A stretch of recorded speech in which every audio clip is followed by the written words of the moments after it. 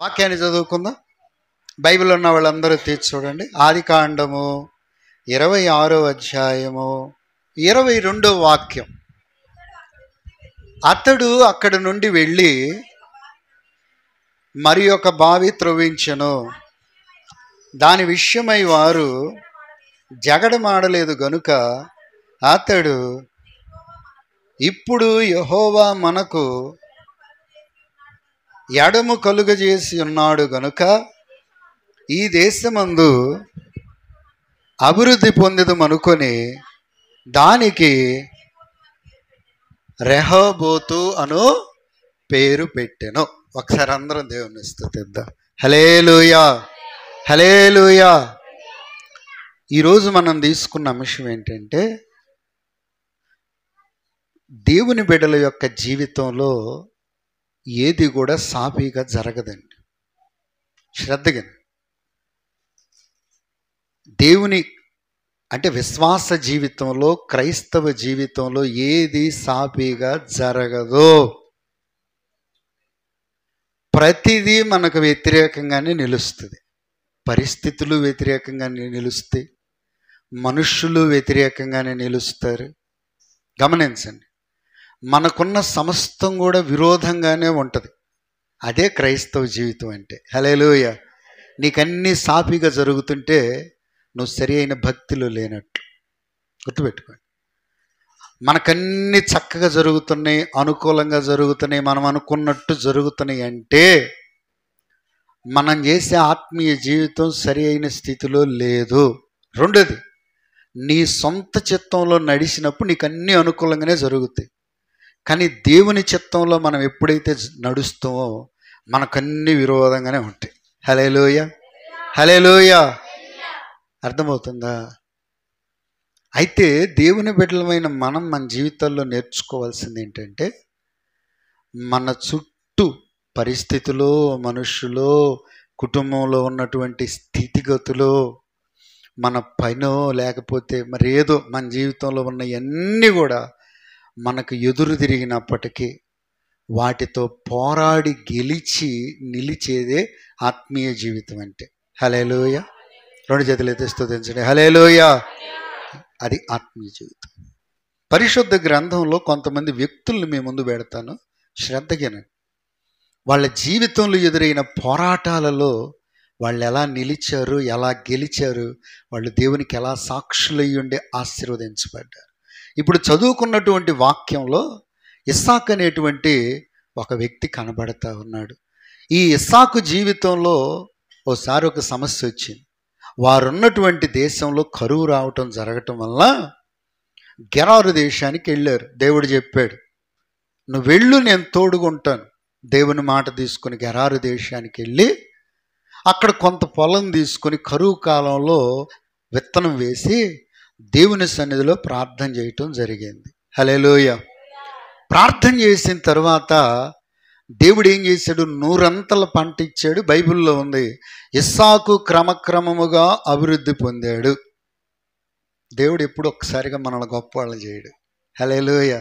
అసలు అలా అవ్వటం కూడా తప్పు. ఒక్కసారిగా ఎదిగిన వాళ్ళు ఎక్కడ కూలిపోతారో తెలియదు.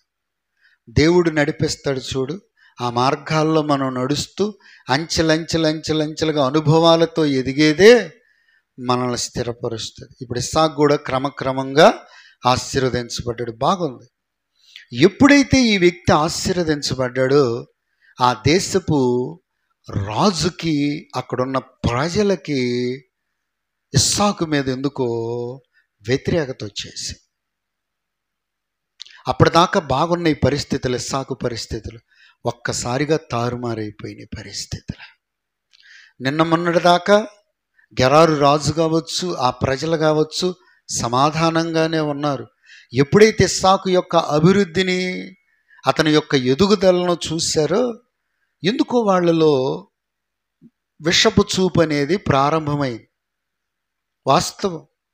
ఎప్పుడైతే ప్రారంభమైందో ఆ రాజు వచ్చి మాట్లాడుతున్నాడు. రాజు తన దగ్గరికి పిలిపించి ఇస్సాకుతో అంటున్నాడు, నువ్వు మా దేశంలో ఉండటానికి వీల్లేదు, నువ్వు ఎక్కడి నుంచి వెళ్ళిపోవాల్సింది. చూడండి, ఇస్సాకు ఏం చేశాడు? తనకు కలిగినంత తీసుకెళ్ళి గెరారు లోయలో గుడారం వేసుకున్నాడు. గుడారం వేసిన తర్వాత అక్కడ ఒక బావి దొవితే అబ్బా నీళ్లు జలలు గల ఓట్లు పడ్డాయి. హల్లెలూయా. ఎప్పుడైతే జలలు గల ఓట్లు పడ్డాయో ఇస్సాకు అతనితో ఉన్న జనాంగం అంతా సంతోషంగా ఉన్నారు. జాగ్రత్తగానండి, మన జీవితాలకు చాలా ఉపయోగపడుద్ది వాక్యం. జలలు గల ఓట్లు పడ్డాయి, చాలా సంతోషంగా ఉన్నారు. ఈ సంతోషం ఎంతసేపు అంటే కాసేపట్లో ఆవిరైపోయింది. ఆ సంగతి గెరారు కాపరులకు తెలిసి వాళ్ళందరూ వచ్చి పడ్డారు. ఈ మా భూమి మా నీళ్ళు అయితే మీరు దువ్వుకొని బాయిలు రాసుకెల్స్ అని ఎగబడ్డారు. పాపం ఇస్సాకు ఏం చేయలేక వెళ్ళిపోయాడు. మళ్ళీ ఇంకోసాటికి పోయి బావి దొవితే అది మళ్ళీ మాది అంటారే. గమనించండి ప్రియులారా, ఇస్సాకు ఓడిపోవటానికి ఇష్టపడలా, పరిస్థితులతో ఎదిరించి గెలవటానికి ఇష్టపడ్డాడు. హల్లెలూయా, హల్లెలూయా. తగాదు పెట్టుకోల, ఎదురు తిరగల, వెళ్ళిపోతున్నాడు. మళ్ళా బావి తవ్వాడు. రెండోసారి కూడా బావి మాది అన్నారు. ఇంకా మళ్ళా దూరంగా వెళ్ళిపోయి మళ్ళా బావి తవ్వాడు. హల్లెలూయా, హల్లెలూయా. మనమైతే తవ్వుతామా? ఏంది బతుకు, ఈ సంసారం, ఈ కుటుంబం, ఈ భక్తి ఏంది, పరిస్థితులు ఏందని మనం అనుకుంటాం. కానీ భక్తులు ఏం చేశారో తెలుసా? వాళ్ళ విరోధ పరిస్థితులను ఎదిరించి పోరాడి గెలిచారండి. హల్లెలూయా, హల్లెలూయా. మళ్ళీ బావి తవ్వితే ఇక అక్కడికి రాల. ఎందుకని? చాలా దూరం వెళ్ళిపోయాడు. బావి తవ్వారు, అక్కడికి రాల. అప్పుడు ఇస్సాకు అనుకున్నాడు, దేవుడు మనకు ఎడము కలుగు చేశాడు కాబట్టి ఇక్కడ మనం అభివృద్ధి పొందుకుంటాం. హల్లెలూయా. ఇక అక్కడ దేవుడు ఆశీర్వదించడం ప్రారంభించాడు. ఎంతంటే గెరారు రాజు గడగడగడగడ ఉనిగిపోతున్నాడు. అక్కడ అతని మంత్రులు వణుగుతున్నారు, ప్రజలు వణుగుతున్నారు. వాళ్ళందరూ ఒకరోజు కట్టగట్టుకొని వచ్చారు ఇస్సాకు కాడికి. హల్లెలూయా, హల్లెలూయా.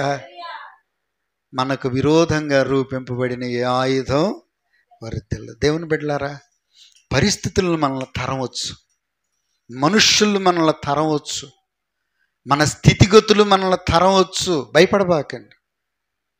ఎదిరించాలా, నిలబడాలా, గెలవాలి. అదే దేవుని బిడ్డల క్రైస్తవ జీవితం. హల్లెలూయా. ఇస్సాకు భయపడలేదు. దేవుని బిడ్డలారా, మనుష్యులు వ్యతిరేకమైన, పరిస్థితులు వ్యతిరేకమైన, సారిసారికి తరుముతున్నా భయపడలేదు.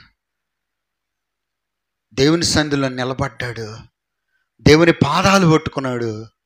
బావి దువ్వాడు, మాదన్నారు. మళ్ళా బావి దువ్వాడు, మాదన్నారు. ఇప్పుడు దూరంగా వెళ్ళిపోయి బావి దువ్వితే దేవుడు ఎడము కలుగు చేసి అభివృద్ధిలోనికి తీసుకొచ్చాడు. ఇప్పుడు రాజు, మంత్రులు కట్టకట్టుకుని ఇస్సాకు కాడికి వచ్చి కూర్చున్నారు. వాళ్ళు అంటారు, అయ్యా, నీ దేవుడు నీకు తోడుగా ఉన్నాడని, నీ దేవుడైన యెహోవా నీ చేతి పనులన్నీ ఆశీర్వదిస్తున్నాడని మేము గమనించామయ్యా. హల్లెలూయా. ఇస్సాకు అంటాడు, ఎందుకు వచ్చారు మీరు నా కాడికి?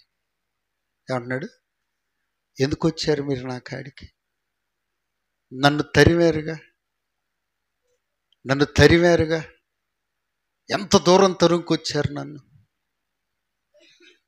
ఆలోచన చేద్దాం ఒకసారి. ఆత్మీయ జీవితం, క్రైస్తవ జీవితం అంటే పోరాడాలి, గెలవాలి, నిలవాలి. అదే ఆత్మీయ జీవితం. అప్పుడే యేసుక్రీస్తుకు మన జీవితాల ద్వారా మహిమ కలుగుతుంది. హల్లెలూయా, హల్లెలూయా. ఓడిపోయి తలకాయ ఉంచుకున్నావా, యేసు ప్రభుకు అవమానం వస్తుందండి. అవసరమైతే ఎల్లో నిలబడి సావాలి తప్ప ఓడిపోకూడదు, పారిపోకూడదు. అర్థమవుతుందా? సరైన ఆత్మీయ జీవితం. గమనించండి. ఇప్పుడు అందరూ వచ్చేసా కాళ్ళ మీద పడ్డారు. మాతో సంధి చేయి బాబు, నువ్వు గొప్పవాడివి, నీ ఎదుట మేము గడగడగడ ఉణిగిపోతాను, నీ దేవుడి ఎదుట మేము గడగడ ఉణిగిపోతాను అయ్యా. ఇద్దరు సంధి చేసుకున్నారు. హల్లెలూయా, హల్లెలూయా. ఇప్పుడు చెప్పండి, పరిస్థితుల్లో ఓడిపోతారు, నిలబడి గెలుస్తారు? చెప్పండి. అనారోగ్యంలో నిలబడి గెలుస్తావు, ఓడిపోతావా? గెలవాలి. ఒకానొకసారి అపోస్తలుల కార్యం 28 అధ్యాయంలో ఉంటుంది. పౌలుని రోమాకు తీసుకెళ్తున్నారు. రోమాకు తీసుకెళ్ళేటప్పుడు చాలామంది ఖైదీలు ఉన్నారు. దాదాపు 250 మంది ఖైదీలు, సైనికులు విస్తారంగా ఉన్నారు. పడవ వెళుతుంది. పౌలు గారు ముందే చెప్పాడు, వద్దురా బాబు, ఈ ప్రయాణం వల్ల నష్టం అవుతుంది. పౌలు మాట వినకుండా ఏం చేశారంటే మూర్ఖంగా వెళ్ళిపోతున్నారు. ఒకానొక చోటకు పోయేసరికి పెద్ద తుఫాను వచ్చిందండి. ఎట్లంటే పడవను వదిలేశారు. నీ ఇష్టం వచ్చినట్టు పో, సరుకులన్నీ లోపల సముద్రంలో పడేశారు. దాదాపు 10 రోజులు మించే. సూర్యుడు లేడు, చంద్రుడు లేదు, చీకటి, నక్షత్రాలు లేవు. ఎటు పోతున్నాం అర్థం కావట్లేదు. అందరూ ప్రాణాలు గుప్పిట్లు పెట్టుకొని బిక్కు ఇంకా వాళ్ళు అనుకున్నారు చచ్చిపోతాం. కానీ అందులో ఒక ఆయన ఉన్నాడు, పరిస్థితులకు ఎదురు తిరిగే మనిషి ఒక ఆయన ఉన్నాడు, పౌలు. హల్లెలూయా, హల్లెలూయా. అందరూ సస్తమని మూలన కూర్చొని గడగడగడ వణుకుతుంటే ఈ దైవజనుడు ఏం చేశారో తెలుసా? మోకాళ్ళ మీదకి వచ్చి చేతులు ఎత్తాడు దేవుని సన్నిధిలో. ఈ పరిస్థితులు నన్నేం చేయకూడదు, ఇట్లా నేను ఓడిపోకూడదు. నా దేవుడు చెప్పాడు, నువ్వు రోమాలో నిలబడతావు, నాకు సాక్ష్యం ఇస్తావు. పట్టుకున్నాడు ఆ మాట. ఎన్నిసార్లు దేవుడు నీతో మాట్లాడుతుంటే ఆ మాటలు పట్టుకుంటే కదా నువ్వు వెళుతున్న గాలి తుఫానుల్లో నీకు ధైర్యం కలిగేది, నువ్వు పోరాడగలిగేది. దేవుని మాటలు పట్టుకో. వాళ్ళు చెప్పిన మాటలు, వీళ్ళు చెప్పిన మాటలు అమ్మా అనగలే అయిపోతాం. నీకే వచ్చిందా అమ్మా? దేవుని బిడ్డలారా, మనుషుల మాటలు కాదు, దేవుని మాటలు శాశ్వతమైనవి, స్థిరమైనవి. అవి మనల్ని నిలబెడతాయి, గెలిపిస్తాయి. హల్లెలూయా, హల్లెలూయా. పౌలు దేవుని మాట పట్టుకున్నాడు.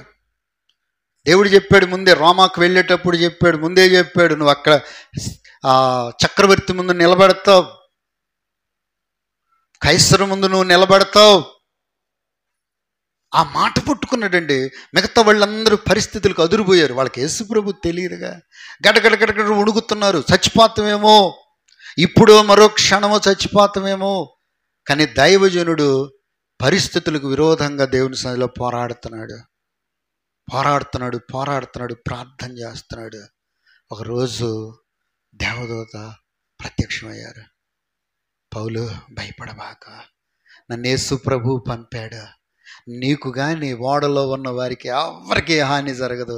వీళ్ళందరినీ నీకు అప్పచెబుతున్నా. హల్లెలూయా. ఇట్టటోళ్ళు ఒక్కళ్ళు ఉంటే చాలదు మన ఇంట్లో. ఇట్ట ప్రార్థన చేసే ఒక్క మనిషి ఉంటే చాలదు నీ ఇంట్లో. నువ్వు ఇట్ట ఉంటే చాలదా? సరిపోయిద్దా లేదా? రాని పరిస్థితులు విరోధంగా రాని, మనుషులు విరోధంగా రాని, స్థితిగతులు విరోధంగా రాని, ఆరోగ్యమే దెబ్బతిన్నాయి, లేకపోతే ఆర్థిక పరిస్థితులు మన మీద ఎదురు తిరగని, ఎదురు తిరిగినా, ఎన్ని చేసినా, నీవు దేవుని సన్నిధిలో నిజమైన దేవుని బిడవైతే పోరాడుతావండి. హల్లెలూయా, హల్లెలూయా. పోరాడి గెలుస్తున్నావు, ఓడిపోతున్నావా? పౌలు పోరాడాడు. 10 రోజులు మోకాళ్ళ మీద పోరాడాడు. దేవుని దగ్గర జయం తెచ్చుకున్నదాకా పోరాడాడు. హల్లెలూయా. పోరాడతావా? నీ పరిస్థితులు నీకు విరోధంగా ఉన్నప్పుడు కుంగిపోవద్దు, మోకరించి పోరాడు దేవుని సన్నిధిలో. అది మనం నేర్చుకోవాల్సింది. ఎట్టయింది అని కూర్చుంటే ఏమైద్ది? ఇక ఏమైపోతావో నువ్వు, నీ కుటుంబం అర్థం కాదు. ఇట్ట కాదు, మోకరించి నోరు మూసుకొని దేవుని సన్నిధిలో పోరాడు. మనకు దేవుడు ఉన్నాడండి, యేసు ప్రభు ఉన్నాడు. నా ధైర్యం ఏంటో తెలుసా? నీవు నాకుండగా, నీవే నా అండగా, నీవే నా ఆత్మదాహము తీర్చిన, వెంబడించిన బండవు. యేసయ్య ఉన్నాడు మనకి. హల్లెలూయా. పౌలుకి యేసయ్య ఉన్నాడు, ప్రత్యక్షమై మాట్లాడాడు. ఆయన వచ్చి అంటాడు, అయ్యలారా ఇప్పుడైనా ధైర్యం తెచ్చుకోండి. వాళ్ళేమో గడగడుతున్నారు, ఎప్పుడు చేస్తావో భయం. దేవుని బిడ్డలకి పోరాడే మనస్సుంటే నిన్ను దేవుడు గెలిపిస్తాడు. నువ్వు గెలవటం కాదు, దేవుడు నిన్ను గెలిపిస్తాడండి. మన దేవుడు మనల్ని ఓటమికి అప్పగించడు. ఒకవేళ ఓడిపోతున్నట్టు కనిపించినా అక్కడి నుంచి జయంలోకి తీసుకొస్తాడు. హల్లెలూయా, హల్లెలూయా. ఈరోజు దేవుని బిడ్డ, నువ్వు ఓడిపోయే వ్యక్తిగా ఉన్నావా, పోరాడి గెలిచే వ్యక్తిగా ఉన్నావా చెప్పు. నువ్వు పోరాడి గెలిచే వ్యక్తివైతేనే సరైన ఆత్మీయుడివి, ఆత్మీయురాలివి. నువ్వు ఓడిపోయే వ్యక్తివైతే నీలో ఆత్మీయత లేదు. నువ్వు నామకార్థమైన క్రైస్తవుడివి, నామకార్థమైన భక్తి నీది, నాటకాల భక్తి నీది. మనుషుల్ని ఆశ్రయించకూడదు, దేవుణ్ణి ఆశ్రయించాలి. పౌలు పోరాడాడు కాబట్టి తనతో పాటు 250 మందిని రక్షించుకున్నాడు. ఒక్కళ్ళు తెచ్చారా? దేవుడు అన్నాడు, ఒక్కళ్ళ ప్రాణం పోదు. ఒక్క మనిషి పోరాడేవాడు ఉంటే ఇంట్లో ఇల్లు ఎందుకు నాశనం అయితే, కుటుంబం ఎందుకు నాశనం, పరిస్థితి ఎందుకు దెబ్బతిని, సంఘంలో ఒక్క వ్యక్తి పోరాడేవాడు ఉంటే సంఘం ఎందుకు దెబ్బతినిద్ది, పరిచర్య ఎందుకు దెబ్బతింటది చెప్పండి. ఏం చేస్తున్నావు? పోరాడుతున్నావా లేకపోతే కుంగిపోయి ఉంటున్నావా? పౌలు పోరాడాడు, మెలితే దేవాలో భయపడ్డారు అందరూ. హల్లెలూయా, హల్లెలూయా. ఇక మళ్ళా ఆ నుంచి రోమాకు పోయాడు. రోమాలో 2 సంవత్సరాలు అద్దింట్లో ఉండి అందరికి స్వార్థ చేశాడు. 10 రోజులు పోరాటం ఎంతమందిని దేవుని తట్టుకు తెప్పింది. చివరి కైసర ముందు నిలబడి సాక్ష్యం చెప్పాడు. చిరఛేదనతో చంపబడ్డాడు. చచ్చితే ఎవరైనా ఒకరోజు చావాల్సిందే, చావకి అడిగిపోతాం. అందరూ శిల వేసుకొని ఉంటామా? పోరాటం, ఆత్మీయ పోరాటం, చివరి శ్వాస వరకు ఈ పోరాటం ఆగదు. సాగిపోవుచున్నాను సిలువను మోసుకొని నా గమ్యస్థానానికే, సిలువను మోసుకొని నా గమ్యస్థానానికే. హల్లెలూయా. పోరాడాలి ప్రియులారా. ఏది నీకు అనుకూలంగా ఎందుకు ఉంటుందా? అన్నీ నీకు అనుకూలంగా ఉంటాయా? ఉండవు. ఒక పక్కన సాతాను దాడి చేస్తాడు, సాతాను మనుషులు దాడి చేస్తారు, పరిస్థితులు దాడి చేస్తాయి. యేసు ప్రభు వారి జీవితంలో ఆయనకంత అనుకూలంగా జరిగిందా చెప్పండి. మీరు చెప్పండి. ఎన్ని సంవత్సరాల నుండి యేసు ప్రభు గురించి మనం వింటల్లా? ఎక్కడికి పోయిన వ్యతిరేకత, వ్యతిరేకత, వ్యతిరేకత, పరిస్థితులు వ్యతిరేకం, మనుష్యులు వ్యతిరేకం, సొంత వాళ్ళు వ్యతిరేకం. వాటన్నిటిని జయిస్తూ జయిస్తూ దేవుని చిత్తం నెరవేర్చి ఉన్నత పరిచర్య జరిగించారు యేసు ప్రభు. హల్లెలూయా. రాత్రులు పోరాడేవాడు, పగలు పరిచర్య చేసేవాడు. నీ ఖాళీ సమయంలో పోరాడు, నీ పని నువ్వు చేసుకోప్పుడు ఆశీర్వదించబడుతుంది. ఖాళీ సమయంలో కాళ్ళు ఎత్తుకొని పండుకుంటే మనం పని చేసుకునేటప్పుడు అన్ని విరోధంగా వస్తాయి కదా. తప్పుగా అనుకోవా. ఖాళీ సమయంలో ఏం చేస్తున్నావు? ఫోన్ చూసుకుంటున్నావు, సినిమాలు చూస్తున్నావు, టీవీలు చూస్తున్నావు. ఏం చూస్తున్నావు? బుద్ధి జ్ఞానం ఉండే పనిలో మనకి ఇన్ని పరిస్థితులు విరోధంగా ఉంటే, ఇన్ని పరిస్థితులు మన మీదకి వచ్చి పడుతుంటే ఏం చేస్తున్నావు? ఒక దేవుని బిడ్డగా నీకు నాకు జ్ఞానం లేదా, కుటుంబం ఎంత దెబ్బతినిపోతుంటే, పరిస్థితులు ఎంత దెబ్బతినిపోతుంటే ఏం గాడిదలు కాస్తున్నావా? దేవుని ఎరిగిన బిడ్డగా ఏం చేయాలి? నువ్వు పోరాడాలి. ఏం చేయాలి చెప్పు. పోరాడుతున్నావా? గాడిదలు కాస్తున్నావా? గాడిదలు అంటే ఇంకా పనికి మాలిని అన్నీ చేయటం గాడిదలు కాయటం. అర్థమవుతుందా? పోరాడే వ్యక్తిగా ఉండాలండి. మోషే ఇశ్రాయేలీయులు తీసుకొని వస్తుంటే అర్థమవుతుందా, ఊర్లో నుంచి బాగానే వచ్చారు. ఊరు ఎలుపులకు వచ్చేసరికి ఎర్ర సముద్రం. సరే అనుకుంటే వెనక మళ్ళీ ఫరో ఊరుకుంటున్నాడు, ఆడు దొరుకుకొని వస్తున్నాడు. ఓ పక్క ఫరో దొరుకుకొస్తున్నాడు, ఓ పక్క ఎర్ర సముద్రం. సరే ఈ జనం అందరన్నా మోషే పక్షాన ఉంటారంటే వీళ్ళు తిరుగుబాటు. మోషే మేము వద్దన్నంగా మేము ఐగుప్తుకి మళ్ళీ దాసులం అయిపోతాం. రాగి తెచ్చిన ఐగుప్తులో సమాధులు లేవని సముద్రం కాడ సంపాది పెట్టడానికి. నీకు దండం బాబు. మోషే గారి పరిస్థితి చూడండి. ఒక పక్క శత్రువులు జరుగుతున్నారు, ఒక పక్క ఎర్ర సముద్రం, ఒక పక్క నా అనుకున్న వాళ్ళే ఎదురు తిరిగారు. మోషే దేవుని సంధిలో చూస్తున్నాడు. దేవుడు అన్నాడు, నువ్వు ఊరకు నిలబడి చూడు. హల్లెలూయా. నువ్వు ఊరకు నిలబడి. లక్షల మందికి ఒంటరోడండి, అక్కడ నిలబడాల్సి వచ్చింది. నీ కుటుంబానికి నువ్వు అక్కడ నిలబడలేవా?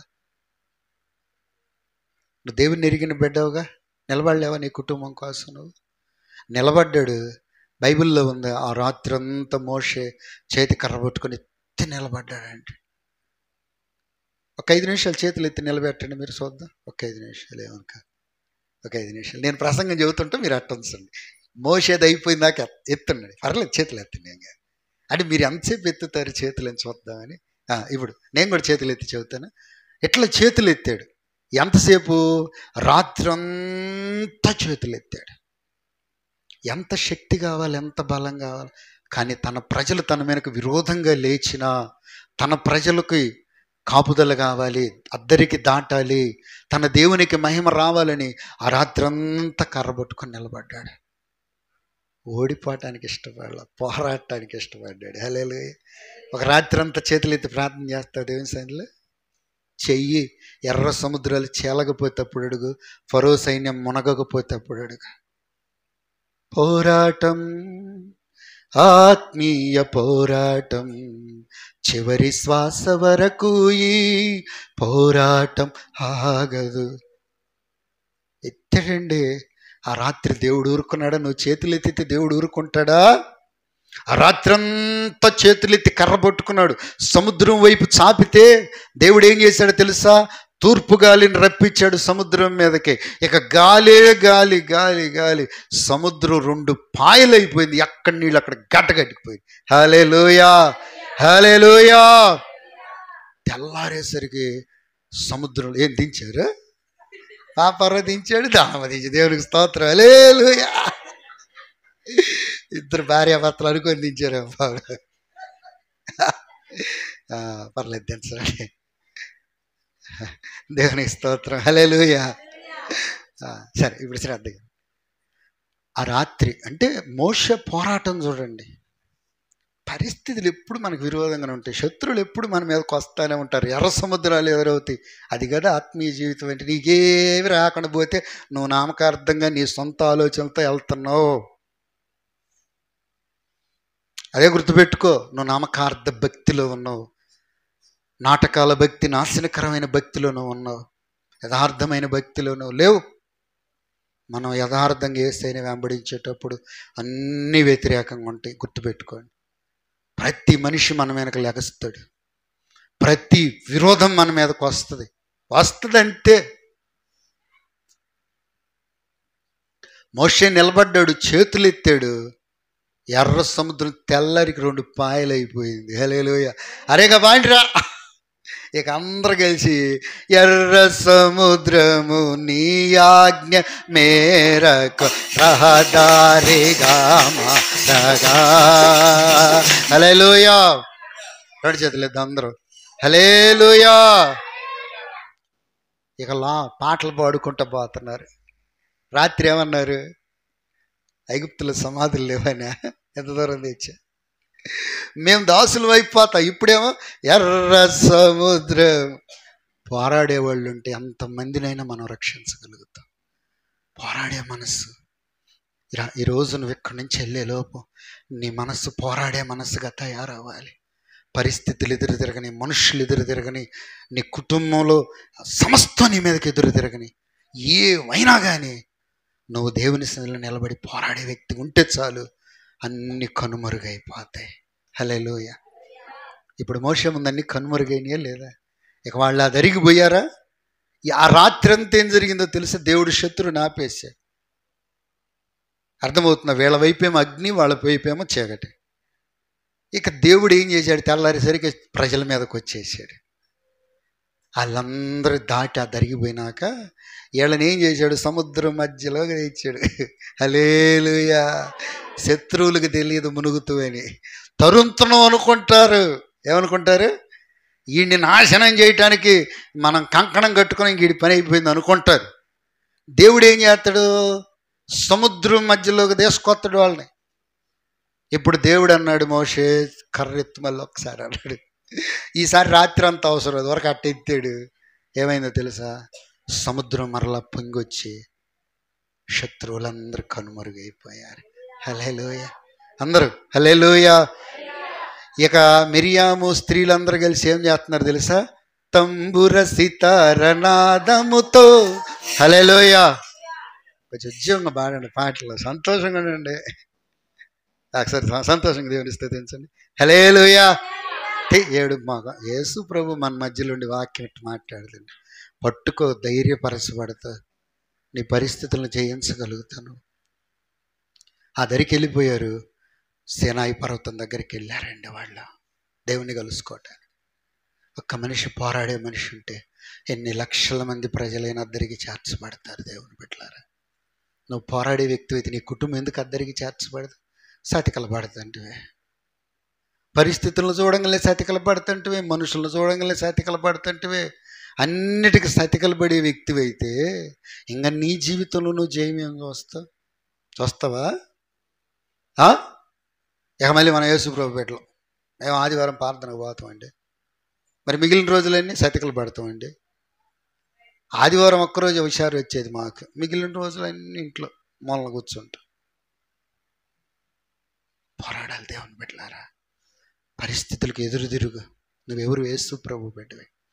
మనుషులకు ఎదురు తిరుగు అంటే నీ మీదకి లేచే వాళ్ళ మీదకి నువ్వు ఎదురు తిరుగు. ఎదురు తిరగమంటే ఏదో చేయమని కాదు, చేతులెత్తు. నేనదే ప్రార్థన చేస్తాను. నా ముందు నువ్వు నిలబడు, నీ కౌగిళ్ళు నన్ను, నా కుటుంబాన్ని దాయి, నువ్వు పోరాడు. నేను నా వల్ల కాదు, నేనేం చేయలేను, నువ్వు పోరాడు. ఇదే నా ప్రార్థన. దేవుని బిడ్డలారా, పోరాడే వ్యక్తులుగా మార్చబడదాం, గెలుద్దాం, జయిద్దాం. దేవుడు మనకి ఉన్నత విజయాలు ఇచ్చి నిలబెడతాడు. మన కంటి ముందని అన్ని కనుమరుగుపోయేటట్టు చేస్తాడు. హల్లెలూయా. ఈ మాటలన్నీ దేవుడు మనలో ఫలింపు చేసి ఇటు కృప దేవుడు మనకు దయచేయను గాక. ఆమేన్. అందరూ లేచి నిలబడదాం, ప్రార్థన చేసుకుందాం. ఎక్కడున్న వాళ్ళు అక్కడ కళ్ళు మూసుకొని చక్కగా ప్రార్థన. పోరాడి గెలవాలి. ఓడిపోయే వ్యక్తిగా ఉండకూడదు. పరిస్థితులు వ్యతిరేకమైనా సరే, నీ మీదకు వేల మంది లేచినా సరే, నానుకున్న వాళ్ళు లేచినా సరే, నీ ఆర్థిక పరిస్థితులు, నీ కుటుంబ పరిస్థితులు, నువ్వు పని చేసే చోట ఎక్కడైనా నీకు అన్ని విరోధంగానే లేస్తే, అప్పుడు నువ్వు నేను నిలబడి పోరాడి దేవుని సన్నిధిలో యేసయ్య ద్వారా జయం చూసే వ్యక్తులుగా ఉండాలి. ప్రార్థన చేసుకోండి. ఎవరికోళ్ళు ప్రార్థన చేసుకోండి. కృంగిపోకూడదు, అధైర్యపడిపోకూడదు. కృపాసత్య సంపూర్ణుడు అయిన నా దేవ యేసయ్య, మీకే కృతజ్ఞతలు చెల్లిస్తున్నాను. ఇదన ఆరాధనలో తోడుగుండి నడిపించినందుకు మీకు వేవేల కృతజ్ఞతలు చెల్లిస్తున్నాను ప్రభువా. మీరు నడిపించిన బిడ్డలందరిని బట్టి వందనాలు చెల్లిస్తున్నాను ప్రభువా. ప్రతి కార్యక్రమంలో బలపరిచారు, వాక్యం ద్వారా మమ్మల్ని ధైర్యపరిచారు. యేసయ్య, నిలబడేవారిగా, పోరాడి గెలిచేవారిగా మా అందరినీ తయారు చేయండి ప్రభువా.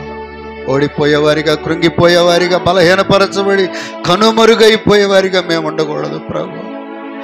మా పితరులు, భక్తులను మీరు మా ఎదుటి పెట్టి, పరలోకమందున్న తా తండ్రి పరిశుద్ధాత్మ దేవుడా మాట్లాడావు ప్రభువా, నీకు వందనాలు. ఈ మాటలతో అందరి హృదయాలను ధైర్యపరచండి ప్రభు. కృంగిన వారిని లేవనెత్తండి ప్రభువా. అధైర్యంలో ఉన్న వారిని ధైర్యపరచండి ప్రభువా. ఓ నాయనా, కన్నీళ్ళ మధ్యలో ఉన్నవాడు లేవనెత్తండి ప్రభు. ఇప్పుడే నీ వాక్యం, నీ ఉపదేశం, నీ మాటలను బట్టి బిడ్డల గుండెల్లో మీ యందు విశ్వాసము, నిరీక్షణ, మీ ధైర్యంతో నింపబడిపోయేటట్లు చేయండి ప్రభు. ఈ వారం అంతా బిడ్డలు పోరాడి గెలిచి ప్రభు చివరికి సాక్షులుగా ఉండే భాగ్యం బిడ్డలకు తోడుగునండి. వారి పని బాటల్లో, కుటుంబాలలో, పిల్లల్లో అన్నిట్లో ఆశీర్వాదం. చేతి పనులు, ఉద్యోగాలు, వ్యాపారాలన్నిటినీ దీవించు. మార్గాలు, ప్రయాణాలు, వాహనాలన్నిటిలో క్షేమం. బిడ్డల చదువులు, పరీక్షలన్నిటిలో విజయాన్ని. బిడ్డలందరినీ ఆత్మీయంగా బలపరచండి. అందరికీ మేలు కలుగు చేయండి. బిడ్డల పరిస్థితులన్నిటిలో చక్కపరచండి. ఉన్నత కార్యాలు చేయమని మీకే మహిమా, ఘనత, ప్రభావాలు ఆరోపిస్తూ అందరిని ఆశీర్వదించమని యేసయ్య పేరట వేడుకొని ప్రార్థించి ఈ ఆరాధన ముగించుకొనుచున్నాము తండ్రి. ఆమేన్. మన తండ్రి అయిన దేవుని దీవెని, మన ప్రభువును రక్షకుడైన యేసయ్య కృప, పరిశుద్ధాత్మ దేవుని అన్యోన్య సహవాసం చేరువచ్చిన మనందరికీ, సంఘం సకల కూడా పరిశుద్ధులకు సదాకాలం తోడుగుండి నడిపించునుగాక. ఆమేన్.